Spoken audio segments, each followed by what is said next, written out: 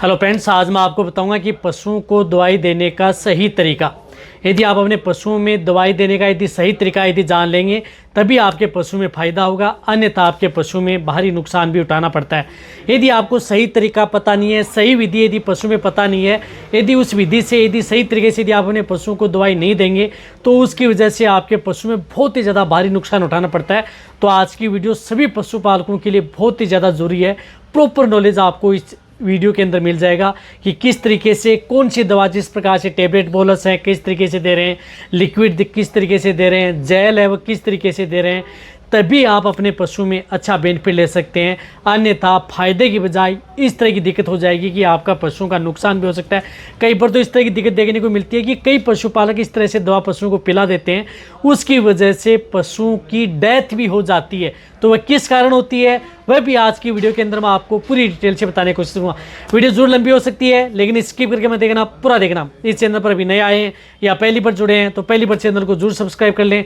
साथ में bell icon all वाला ऑप्शन दबाएं। आपको पता है कि चैनल पर सही जानकारी के साथ वीडियो दी जाती है। आते आप वीडियो को लाइक किया करें और दोस्तों के साथ इस चैनल की वीडियो जरूर शेयर किया करें ताकि उन्हें भी प्रॉपर नॉलेज इस चैनल के माध्यम से मिले। देखो, दवाई का मतलब ये नहीं कि कोई भी मेडिसिन हो, घर पर यदि कोई भी घरेलू नुस्खा है या कोई भी यदि आप चीज़ आप अपने पशुओं को देना चाहते हैं, यदि आप सही तरीका यदि आप अपने पशु को नहीं देते हैं तो उसकी वजह से क्या नुकसान उठाना पड़ता है। यदि आप अपने पशु को यदि कोई भी दवा यदि पशु को दे रहे हैं तो उसकी वजह से क्या होता है कि वह दवा हार नाल की बजाय श्वास नली में चली जाती है। यानी हार नाल की बजाय क्या चली जाती है, श्वास नली में चली जाती है। कई बार आपने देखा होगा कि जैसे यदि आप अपने पशु कोई भी दवा या घरेलू नुस्खा पशुओं के मुंह के अंदर जैसे डालते हैं तो उसके बाद में पशु दांसना प्रारंभ कर देता है। यानी जब पशु दांसना प्रारंभ कर देता है तब ये देख लेना चाहिए कि पशुओं में कुछ दवा का भाग या जो कुछ घरेलू नुस्खा आपने बनाया था वह भाग पशुओं के फेफड़ों में चला गया है। अब फेफड़ों में कितनी दवा चली गई है वह भी आपके पशुओं पर निर्भर करती है कि यदि ज़्यादा दवा या ज़्यादा यदि आप घरेलू नुस्खा यदि आप कोई भी नुस्खा अपना रहे हैं वह फेफड़ों में ज़्यादा चला जाता है तो पशु में बहुत ही ज़्यादा नुकसान उठाना पड़ता है। कई बार तो इसकी वजह से पशुओं की डेथ भी हो जाती है, तुरंत मौत हो जाती है। तो आप जब भी यदि आप अपने पशुओं को दवा दें तो आप सही तरीके से दें। इससे ड्रेंचिंग निमोनिया हो सकता है यदि आप गलत तरीके से यदि पशुओं को दवा देते हैं, जिससे कि पशुओं का दांसना प्रारंभ हो जाता है, फेफड़ों में पानी जमा हो जाता है। रही बात कोई भी स्थिति, इस तरह की स्थिति पशु में हो जाती है कि धीरे धीरे पशु क्रिटिकल स्टेज में चला जाता है। तो एक तो आपको इस ध्यान में रखना है, यदि आपको देने का सही तरीका नहीं है, पता नहीं है, तो आप कभी भी आप अपने पशुओं को दवा ओरली, कहने का मतलब है कि ओरली मुंह के द्वारा आप कुछ इस तरह की दवा न दें। रही बात कौन सी दवा, जो दवा पतली होती है, यानी जो दवा पतली पानी सी होती है, कहने का मतलब है कि जो दवा पतली या पानी सी होती है तो उस दवा को देने से आप ज़रूर आनाकानी करें। यदि जिसको देना नहीं आता है उस दवा का बहुत ज़्यादा प्रभाव पशुओं के श्वास नली में जाने का प्रभाव रहता है। यदि दवा काढ़ी है, कहने का मतलब है कि जिस प्रकार से कुछ इस तरह की दवा हैं जो इस प्रकार से ज़्यादा काढ़ा रूप लिए हुए हैं तो उस दवाओं का उपयोग कर सकते हैं। जिस प्रकार से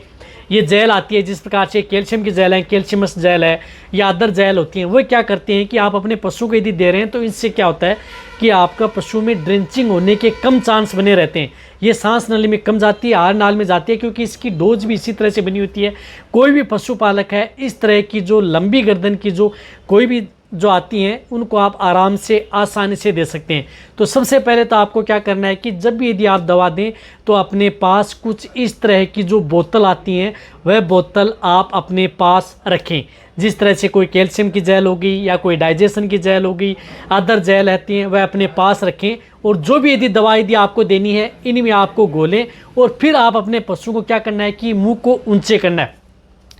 अब देखो, मुंह को किस तरह से ऊंचा करना है। ऐसा नहीं है कि आप अपने पशु को, एक तो क्या करते हैं कि जो पशुपालक है मुंह को बहुत ज़्यादा ऊंचा कर लेते हैं, यानी बहुत ही ज़्यादा ऊंचा कर लेते हैं। यदि बहुत ज़्यादा ऊंचा कर लेते हैं उस स्थिति में यदि ये दवा डालते हैं तो वह है गलत तरीका। तो आप अपने पशु का जैसे मुँह है वह समांतर रखें, बहुत ज़्यादा ऊंचा न करें जिससे कि पशु को दिक्कत न हो। रही बात जब यदि आप कोई भी दवा पशुओं के मुँह के अंदर यदि आप डाल रहे हैं तो उस स्थिति में आप उनकी जो जीभ होती है उसको न पकड़ें। यदि आपका वेटेरियन, कई वेटेरियन होते हैं जिस प्रकार से मैं भी कई बार जो पशुपालक बहुत ज़्यादा बदमाशी करता है तो उस स्थिति में जीभ पकड़ करके दवा डालता हूं। लेकिन जो कई पशुपालक उन्हें देने का सही तरीका नहीं है तो उस स्थिति में क्या होता है कि जो जीभ है उसको छोड़ देना चाहिए और धीरे धीरे आप ये दवा क्या करनी है कि धीरे धीरे, ऐसा नहीं कि एक साथ आप पशुओं को एक साथ मुंह के अंदर आपको डाल देनी है धीरे धीरे। जैसे थोड़ी दवा आप पशु के मुंह के अंदर डाली और जीभ को छोड़ी रखें, जिससे जीभ क्या है घुमाता रहेगा पशु और आसानी से पशु क्या है कि पेट के अंदर ये दवा जाती रहेगी। फिर आप उस पशु जिस प्रकार से ये जेल बाहर निकाल ली, यदि कोई भी हो इस तरह से बोतल आप उसको बाहर निकालें और फिर आप आसानी से धीरे धीरे खाने का मतलब है कि यदि 300 ml की कोई भी दवा यदि आप पशु के शरीर में डाल रहे हैं तो पहले आप जिस प्रकार से 50 ml मुंह के अंदर डाल दी, थोड़ा समय लिया, फिर 50 ml डाल दी, समय ज़्यादा लग जाए लेकिन आप आसानी से धीरे धीरे उन पशुओं के मुंह के अंदर ये कोई भी लिक्विड आते हैं उनको आप आसानी से छोड़ें। इस बात का आपको ध्यान में रखना है। कहने का मतलब है कि आप आसानी से इन पशुओं को दें, तभी आपके पशु में दवा देने का यही तरीका है। मुंह को सही रखें, ज़्यादा ऊंचा न रखें, पकड़ करके जीभ को आप यदि जो हैं नए पशुपालक जीभ को छोड़ करके रखें। यदि जो पुराने उन्हें तो पता था कि वो जीभ पकड़ करके भी आप आसानी से उन पशु में दवा डाल सकते हैं, लेकिन उन्हें देने का बहुत सही तरीका लेकिन नहीं है ताकि वो पशु में किसी तरह की यदि कोई भी टेबलेट या बोलस यदि आप अपने पशु को दे रहे हैं तो उस स्थिति में भी आप उन्हें अच्छी तरह से पानी में घोल करके दें। रही बात कोई भी जिस प्रकार से तेल दे रहे हैं, जिस प्रकार से सरसों का तेल है, अदर तेल यदि पशु को दे रहे हैं तो भी वह आप आराम से देना है। कहने का मतलब है कि दवा देने का सही तरीका है कि आप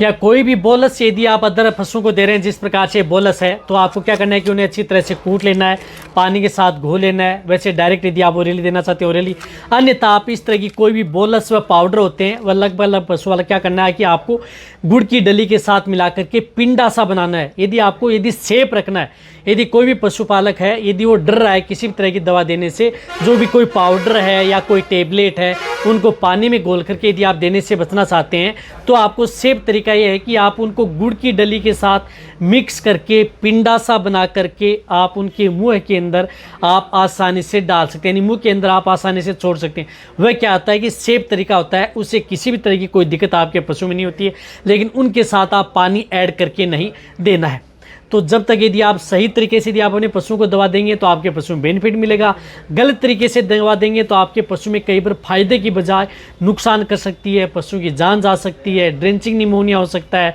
पशुओं को बहुत ही खतरे की घंटी में जा सकता है, फेफड़ों में पानी भर सकता है,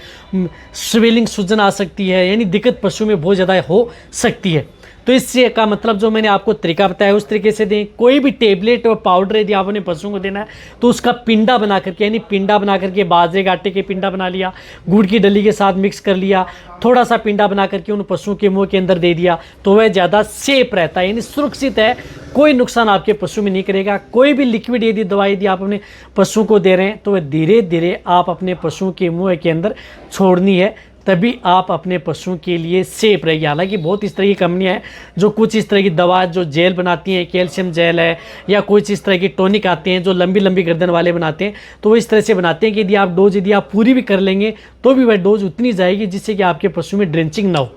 तो लेकिन वह आपको वेटरनरी से पूछ लेना है कि कैसे आपको देनी है, जो तरीका बताया उसी तरीके से दे। तो वीडियो जितना हो सकता है सभी पशुपालक हैं उन सभी के साथ ये वीडियो है शेयर कर दें। इसी तरह से आप मेरी वीडियो देखते रहें। थैंक